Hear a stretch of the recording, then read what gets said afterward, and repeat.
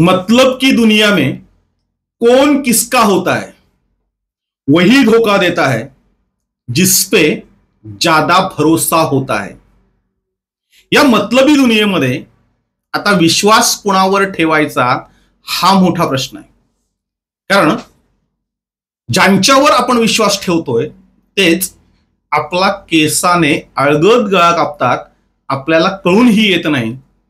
अशी परिस्थिती निवडणुकीला उभ्या असणाऱ्या उमेदवारांची झालेली आहे. आणि म्हणूनच या उमेदवारांनी आता पैसे खाणाऱ्या कार्यकर्त्यांची झाडाझडती घ्यायला हवी. त्यांना तात्काळ आपल्या पक्षातून हाकलून लावायला हवं. त्यांच्यावर कधीच विश्वास ठेवता कामा नये. प्रेक्षको, कोण हरेल कोण जिंकेल हे आपल्याला 4 जूनला नक्की कळेल. पण त्याच्या आधी मशाल चॅनलला तुम्ही चांगल्या मतांच्या फरकाने जिंकवलं त्याबद्दल मी तुमचा आभारी आहे. 1,10,00,000पेक्षा जास्त व्ह्यूज या चॅनलचे पूर्ण झालेले आहेत. निवडणूक काळामध्ये सर्वाधिक पाहिलं जाणारं चॅनल म्हणून या चॅनलचा बहुमान झालेला आहे आणि त्याबद्दल मी तुमचा आभारी आहे. आजच्या प्रश्नाचा जो विषय आहे तो प्रश्न असा आहे की पोलिंग बूथवर पैसे का पोहोचले नाहीत. जे प्रत्येक उमेदवाराला जिंकायचं असतं, निवडणुकीला जो उभा राहतो त्याचं राजकीय करिअर हे पणाला लागलेलं असतं. तो सर्व ठिकाणी पोहोचू शकत नाही, त्याला स्वतःला जाता येत नाही आणि म्हणून तो काही त्याच्या विश्वासातली माणसं जवळ करतो आणि त्यांच्यावर जबाबदारी सोपवतो. मात्र हीच विश्वासू माणसं जेव्हा विश्वासघात करतात तेव्हा काय होतं ते आपण पाहणार आहोत. या निवडणुकीमध्ये अक्षरशः पैशांचा पाऊस पडला. म्हणजे आता मतदारांचा विश्वास कुठल्याही उमेदवारावर राहिलेला नाही आणि पैसे घेतल्याशिवाय कोणीही मतदान करत नाही हे या निवडणुकीमध्ये आपल्याला दिसून आलेलं आहे. ते राजकीय विश्लेषकांनाही माहीत होतं, ते राजकीय पक्षांच्या नेत्यांनाही माहीत होतं आणि उमेदवारांनाही माहीत होतं.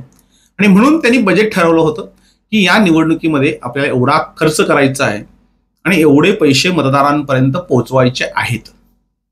आणि म्हणून त्यांनी जवळच्या माणसांवर हे बूथचे पैसे, प्रचाराचे पैसे पोहोचवण्याची जबाबदारी घेतली होती. ते खऱ्या अर्थाने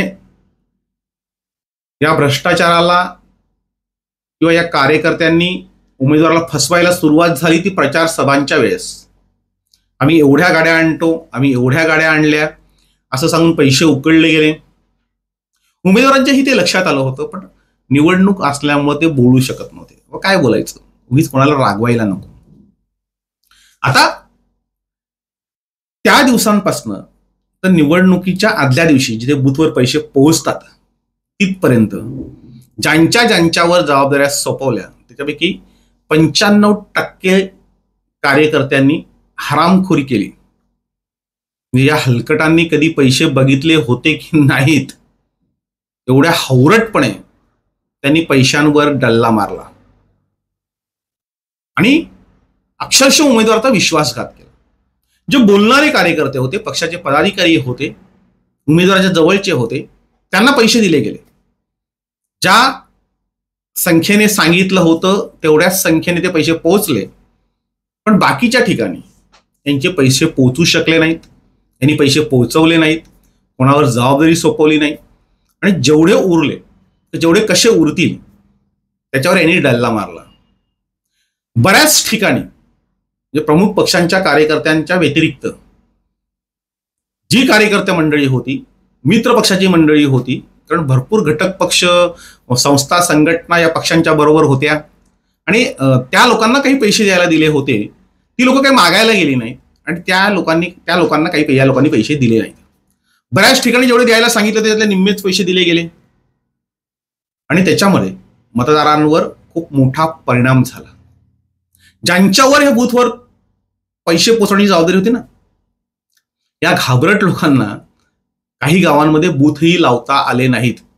उमेदवारांनी जर चौकशी केली किती गावांमध्ये आपले बूथ लागले नाहीत. आपण बूथला पैसे दिलेले आहेत पण त्या गावामध्ये बूथच लागलेला नाही. या घटना तुम्हाला अनेक ठिकाणी पाहायला मिळतील. म्हणजे अशी लोक उमेदवारांनी निवडली होती की त्यांच्यामध्ये कुठलाही दम नव्हता. अक्षरशः ते घाबरले बूथ लावायला. म्हणजे समोरच्या उमेदवाराने अशी काही दमदाटी केली होती की यांची 3 हात फाटली. उमेदवाराने दिलेल्या पैशांच्या ढिगाऱ्यावरच हे बसून राहिले. ते काही बाहेर पडले नाहीत की तिथे बूथ लागला पाहिजे, तिथे आपल्याला मतदान झालं पाहिजे. या दृष्टीने बघितलं गेलं नाही. कारण बाहेर पडलो, लोकांच्यात गेलो तर आपल्याकडून पैसे मागतील, हिशोब विचारतील, आमच्याकडे बूथला पैसे आले नाही सांगतील, कोणालाच पैसे मिळाले नाही याच्या तक्रारी होतील. आणि म्हणून हे घराच्या बाहेर पडले नाहीत. त्यांच्या एरियामध्ये गाडीच्या काचा बंद करून इकडून तिकडून फक्त फिरताना दिसत होते. म्हणजे आमची सर्वे टीम पूर्ण मतदारसंघामध्ये काम करत होते. आणि तेव्हा लक्षात आलं, लोकांनी सांगितलं या पक्षाचे पैसे पोहोचलेत, याच पक्षाचा बूथ लागलाय, याच उमेदवारांनी इथे पैसे दिलेले आहेत, याच उमेदवाराला इथे भरघोस मतदान होईल. म्हणजे राजकीय पक्ष मोठ्या प्रमाणावर गावागावात पोहोचलेला आहे असं सांगितलं जातं. त्यांच्या युत्या आहेत, आघाड्या आहेत आणि तरी सुद्धा त्यांचे बूथ लागत नाहीत. हा खरा पहिला पराभव ह्या उमेदवाराच्या कार्यकर्त्यांचा आहे. त्यांनी टाकलेल्या विश्वासाचा हा विश्वासघात आहे. आणि म्हणून आता 4 जूनला निकाल लागणार आहे. हातामध्ये 13-14 दिवस आहेत. या 13-14 दिवसांमध्ये उमेदवारांनी एकच काम करायचं की ज्यांच्याकडे पैसे दिलेले आहेत त्यांच्याकडे पहिल्यांदा हिशोब घ्यायचा की बाबा रे, तू कोणाकोणाला पैसे दिलेत, कोणाकोणाला पोहोचवलेत, त्याचे फोन नंबर दे, त्याची यादी दे. त्यातले काही फोन नंबर फिरवायचे, त्यांना विचारायचं. ते तुम्हाला स्पष्ट सांगतील की आमच्याकडे कोणीही आलेलं नाही, आमच्याकडे पैसे पोहोचलेले नाही आहेत. जिल्हा परिषद गट वाईज प्रमुख कार्यकर्त्यांना, अगदी मित्र पक्षांच्या कार्यकर्त्यांनाही बोलवून घ्यायचं आणि त्यांच्याकडून माहिती घ्यायची की बाबा तुमच्याकडे पैसे पोहोचले का, तुमच्याकडे प्रचार आला का, तुमच्याकडे स्लिपा वाटल्या गेल्या का, तुमच्याकडे कोणत्या पक्षाचा कार्यकर्ता आला होता, तुमच्याकडे किती पैसे आले, हे सगळी त्याची माहिती घ्यावी. आणि ज्यांच्याकडे पैसे दिले होते त्यांना बोलवायचं, त्यांना बसवायचं आणि त्यांना विचारायचं. या हरामखोरांकडून पहिल्यांदा हिशोब घ्यायचा की कोणाला किती पैसे पोहोचले आणि का पोहोचले नाहीत याची सखोल चौकशी करा. तुमच्या लक्षामध्ये येईल की आपण गंडलो गेलोय, आपण फसलो गेलोय. ज्यांच्यावर विश्वास टाकला होता त्यांनी आपल्याला फसवलंय. या अशा भामट्यांना पुन्हा कधीही दारामध्ये उभे करू नका, कारण त्यांनी तुम्हाला फसवलंय. एका राजकीय करिअरपणाला लागलेल्या माणसाला केवळ पैशांसाठी फसवलं गेलं. म्हणजे खरं तर त्यांनी मागून घेतले पाहिजे होते.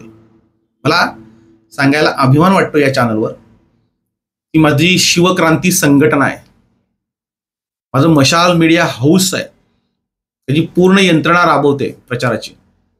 माझं वृत्तपत्र आहे, माझं चॅनल आहे. आणि असं असताना सुद्धा एकही रुपया कुठल्याही उमेदवाराकडनं घेतलेला नाही. पालघर लोकसभा आणि भिवंडी लोकसभा कोणालाही जाऊन विचारायचं, कुठल्याही उमेदवाराने कधीही सांगायचं की शरद पाटील यांच्या संघटनेला, यांच्या पेपरला किंवा त्यांना स्वतःला किती पैसे देतात. एकही रुपया याच्यासाठी घेतला नाही. प्रामाणिकपणे काम याच्यासाठी केलं कारण त्यांचं करिअर पणाला लागलं होतं. आपण 8 दिवस काम करायचं होतं, पुढची 5 वर्ष ते आपलं काम करणार होते. पण या हरामखोरांनी तिथेही हरामखोरी केली आणि उमेदवाराचा विश्वासघात केला आणि त्याचा फटका बऱ्याच उमेदवारांना बसलेला आहे. अनेकांनी पैसे मोठ्या प्रमाणावर हडप केलेले आहेत आणि म्हणूनच यांच्याकडनं हिशोब घेणं गरजेचं आहे. हे जर पदाधिकारी असतील त्यांना पदावरून तात्काळ हाकलणं गरजेचं आहे. कारण याचं तुम्ही हाकललं नाही, यांना तुम्ही पदावरून घालवलं नाही. त्यांना वाटतं इलेक्शन झाल्यावर आपल्याला कोणीही हिशोब मागत नाही, कोणीही विचारत नाही आणि आपण पाहिजे तेवढ्या थापात मारायला मोकळे होतो. खरं तर उमेदवारांनी ठरवलं पाहिजे, जर या माणसाने सांगितलं की मी याला पैसे दिले होते, त्याला विचारलं पाहिजे की तुला नक्की एवढे पैसे पाठवले होते, ते पोहोचलेत का. त्यांच्यावर विश्वास ठेवू नये. कारण या लोकांनी खूप मोठा विश्वासघात केलेला आहे. सगळ्याच उमेदवारांच्या बाबतीमध्ये थोड्या अधिक फरकाने झालेला आहे. म्हणजे जे बूथ लागले नाहीत त्याची चौकशी ही आधी केली पाहिजे. आणि म्हणूनच जो प्रश्न विचारला होता की बूथवर पैसे पोहोचले का, तर बऱ्याच उमेदवारांचे बूथवर पैसे पोहोचलेले नाहीत. जेवढे दिले होते तेवढेही पोहोचलेले नाहीत. जे पदाधिकारी मुख्य होते, प्रमुख पदाधिकारी होते, जे बोलणारे होते, उमेदवाराच्या जवळचे होते, त्यांना दिखाव्यासाठी ते पैसे दिले गेले. म्हणजे ते रिपोर्टिंग चांगलं करतील की आम्हाला पैसे मिळाले, मात्र खेडोपाडी गावागावात पैसे पोहोचलेले नाहीत. आणि म्हणूनच उमेदवारांनी या 14 दिवसामध्ये सर्वे केला पाहिजे. आपण जिंकलोच आहोत असं न समजता आपण कशा पद्धतीने लढलोय आणि आपण पाठवलेले पैसे लोकांकडे पोहोचलेत का, आपला प्रचार कशा पद्धतीने झालाय, याची जर झाडाझडती घेतली, याचा जर सर्वे केला, त्याची जर माहिती घेतली, तर भविष्यामध्ये तुम्हाला कोणीही फसवू शकणार नाही, तुम्हाला फसवण्याची कोणी हिंमत करणार नाही.